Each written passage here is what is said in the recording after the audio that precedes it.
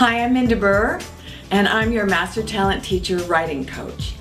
And today we're going to be talking about how to develop compelling, fascinating characters for the screen, for stage plays, and for novels. Part 1 in a series of 3. So let's take a look at a great movie with some really juicy characters. That would be Silver Linings Playbook, from a screenplay adapted by David O. Russell from a novel written by Matthew Quick. And all of the major characters got nominated for Academy Awards, all the lead actors in their categories, because I think they were playing such compelling, fabulous characters and well-defined characters to begin with. Each of them multi-layered and complex and unpredictable and raw and very flawed, but oh so human. There is no story without these characters to propel it.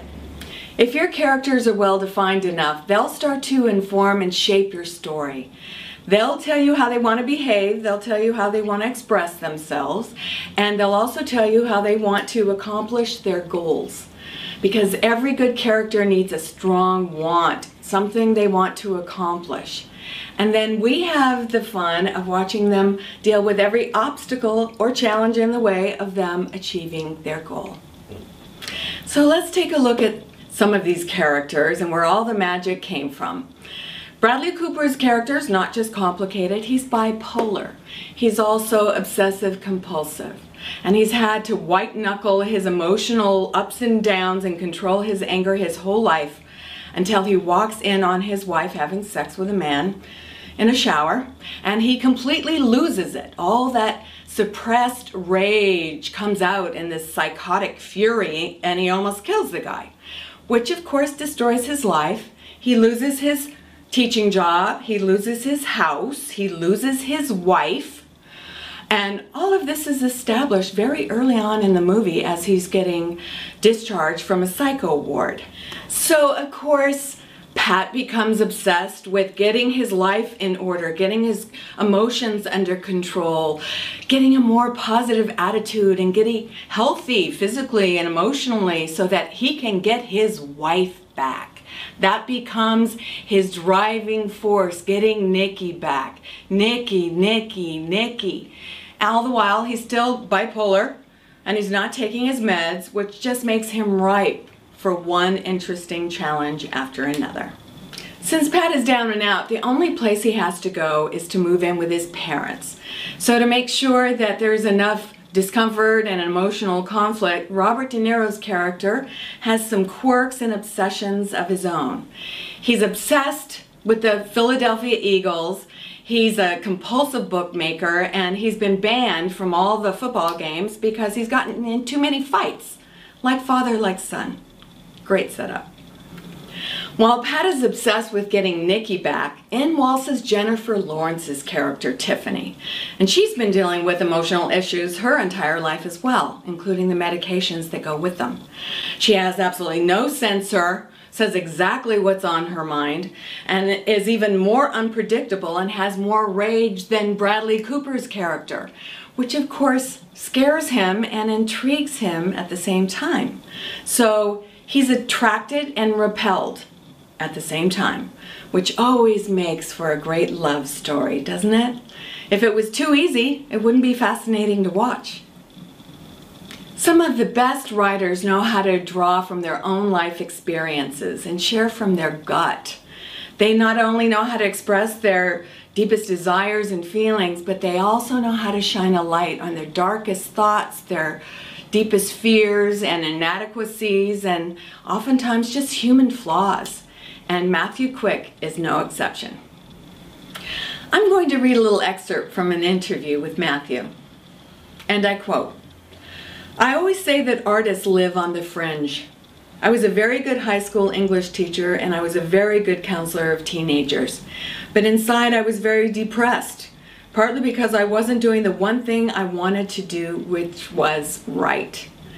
The other part was that there were a lot of weird, quirky things going on inside of me that I didn't let show. But when I started to write, I started to explore my psyche and all the things that make me Matthew Quick. And part of that was the fact that I do deal with depression. I do have anxiety issues. I can get overwhelmed with emotions. I had always been embarrassed by those traits, but it's also what fueled my writing. And the more that I came to understand that, most of my heroes who are novelists like Hemingway or Kurt Vonnegut, these are the people who know the wild ups and downs. These are the quirky people. These are people who are not mainstream. And that was a revelation to me. By the way, he also lived with his parents for a spell, and his father was indeed obsessed with the Philadelphia Eagles. So you can see how much he drew from his own life experience and feelings. Obviously, today we've been focused on drama. Next time we'll be talking about creating compelling characters and funny characters for comedy. But right now I'm going to give you some questions, some really good questions I want you to ask yourself while you're developing your characters, whether it be drama or comedy. Number 1, who are they? What's their backstory? Meaning, what is the history that has helped define their personality and created the world they participate in? Number 2, what quirks or inadequacies do they have that make them flawed and very human? 3, what talents, expertise, or confidence do they have that gives them courage to solve any dilemma? 4, what is their relationship with the other characters and the challenges that they have to deal with in order to have a healthy or loving relationship with them? 5, what is their big want or desire that they have to achieve in the course of the story?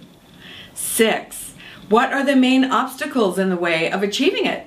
This is where you really get to let your imagination fly. And 7, what are some unique and unpredictable ways in which they can accomplish their goal based on the attitudes, beliefs, and behavior of that character? If you haven't yet, I encourage you to watch my first 2 videos, how to tap into your own personal creative genius and how to cultivate great story ideas, because they will help you create compelling characters. Well, that's it for today. I would like to thank MasterTalentTeachers.com. And if you would like more information about my writing mastermind groups or my private coaching, all the information is right there. And until next time, I wish you a beautiful day.